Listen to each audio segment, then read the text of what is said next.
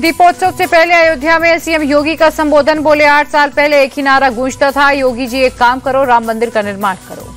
CM योगी बोले हमने जो कहा वो करके दिखाया, 500 वर्षों का अंधकार खत्म करके रामलला आए, सनातन धर्म के लिए अयोध्या तो बस एक शुरुआत है। अयोध्या में विपक्ष पर बरसे योगी। बोले कुछ लोग राम के अस्तित्व पर सवाल उठाते थे, ये वही लोग थे जिन्होंने राम भक्तों के लहू से सरयू को लाल किया था। सीएम योगी बोले अयोध्या में 2017 से पहले बिजली नहीं मिलती थी, आज पूरी दुनिया अयोध्या की चमक देखने आ रही। डबल इंजन की सरकार जो बोलती है वो करती है। अयोध्या के राम कथा पार्क पहुंचकर सीएम योगी ने रामायण से जुड़ी कलाकृतियों की प्रदर्शनी देखी। केंद्रीय मंत्री गजेंद्र शेखावत और दोनों डिप्टी सीएम साथ रहे। रामायण के किरदारों का अयोध्या में भव्य स्वागत, हेलीकॉप्टर से की गई फूलों की बारिश।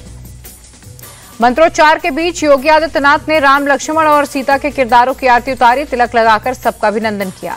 दिवाली को लेकर यूपी सरकार का बड़ा फैसला, 31 नवंबर और 1 अक्टूबर दोनों दिन सार्वजनिक छुट्टी का ऐलान किया। अयोध्या में भव्य दीपोत्सव को लेकर गुस्से में सपा सांसद अवधेश प्रसाद। बोले मुझे दीपोत्सव का न्योता नहीं, फिर भी मैं अयोध्या जाऊंगा। त्योहार का राजनीतिकरण कर लोगों को बांट रही है बीजेपी। दिवाली के दिन दिल्ली मेट्रो की टाइमिंग में बदलाव, 31 अक्टूबर को सभी लाइन्स के टर्मिनल स्टेशन से रात 10 बजे चलेगी आखिरी मेट्रो। दिवाली पर फूलों से सजा केदारनाथ धाम, 3 नवंबर को 8:30 बजे बंद होंगे केदारनाथ धाम के कपाट। वृंदावन के केशी घाट पर विधवा माताओं ने जलाए दीप, यमुना किनारे किया दीपदान और नाच गाकर दीपोत्सव की मनाई खुशी। प्रयागराज में हनुमान मंदिर में लगा भक्तों का तांता, हनुमान जयंती के अवसर पर की पूजा अर्चना। देश भर के अलग अलग शहरों से बिहार और उत्तर प्रदेश के शहरों तक की ट्रेनें, 7,000 अतिरिक्त फेरों की व्यवस्था, 1 करोड़ से अधिक यात्रियों को फायदा। गुजरात के वापी स्टेशन पर उमड़ी भारी भीड़, बांद्रा पटना एक्सप्रेस ट्रेन के आने से पहले प्लेटफॉर्म पर उमड़े यात्री। जीआरपी पुलिस और आरपीएफ के जवान मुस्तैद नजर आए। वलसाड़ जिले के वापी और दमन दादर नगर हवेली में बड़ी संख्या में रहते हैं बिहार यूपी के लोग। दिवाली और छठ में घर जाने के लिए उमड़ रही है भीड़। दिवाली के अवसर पर मुंबई में शाहरुख खान का घर मन्नत भी सजा, रंगी बिरंगी लाइटों से जगमग हुआ। एलएसी पर डिसएंगेजमेंट की प्रक्रिया पूरी, डेप्सांग और डेमचोक से भारत और चीन की सेनाएं पूरी तरह पीछे हटी, बहुत जल्द शुरू होगी दोनों सेनाओं की गश्ती। एलएसी पर जारी रहेगी भारत और चीन के सेना के ग्राउंड कमांडर्स की बातचीत। भारतीय सेना के सोर्सेज के मुताबिक कल दोनों सेनाओं के बीच दिवाली की मिठाई भी एक्सचेंज होगी। जम्मू कश्मीर के अखनूर में हुए आतंकी हमले पर बोले एनसी प्रमुख फारूक अब्दुल्ला का एनकाउंटर होते रहते हैं, नई बात नहीं, आतंकवादी आते रहेंगे और हम मारते रहेंगे। 31 अक्टूबर को जम्मू कश्मीर के यूनियन टेरिटरी फाउंडेशन डे का बहिष्कार करेगी नेशनल कॉन्फ्रेंस। बतौर सीएम उमर अब्दुल्ला के एलजी के आयोजित कार्यक्रम में शामिल होने पर सस्पेंस। मुस्लिम धर्मगुरु तौकीर रजा ने की पटाखों पर बैन की मांग, कहा दिवाली पर आतिशबाजी से प्रदूषण। तौकीर रजा ने कहा दिवाली पर पटाखे जलाना पैसे की बर्बादी, इससे समाज का कोई भला नहीं हो पा रहा, इस पर तुरंत पाबंदी लगनी चाहिए। मुस्लिम धर्मगुरु तौकीर रजा के बयान पर बाबा बागेश्वर का पलटवार, पटाखे पर बैन की मांग को सनातन के खिलाफ बताया षड्यंत्र। बाबा बागेश्वर ने कहा बकरीद में कुर्बानी पर बैन क्यों नहीं लगता, बकरे की कुर्बानी से समाज का भला नहीं होता। महाराष्ट्र के नवी मुंबई लाइट विवाद में एफआईआर, महिलाओं से बदसलूकी धमकी देने पर एफआईआर। सोसाइटी में दिवाली की लाइट को लेकर हुआ था विवाद। जिशान सिद्दीकी का कांग्रेस पर बड़ा अटैक, बोले कांग्रेस में कई मुस्लिम विरोधी, वहां बहुत हद तक कम्युनलिज्म है। राहुल गांधी से मिलने की 100 बार कोशिश की, लेकिन उनके आसपास मौजूद लोगों ने नहीं मिलने दिया।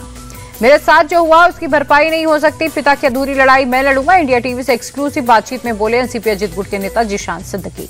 जिशान सिद्दीकी बोले मुझे और मेरे पिता को कोई धमकी नहीं मिली थी, हमने सिक्योरिटी बढ़ाने की बात की थी, शूटर मुझे मारना चाहते थे, इसलिए मेरे ऑफिस आए, जाते जाते भी पापा मुझे बचा कर गए।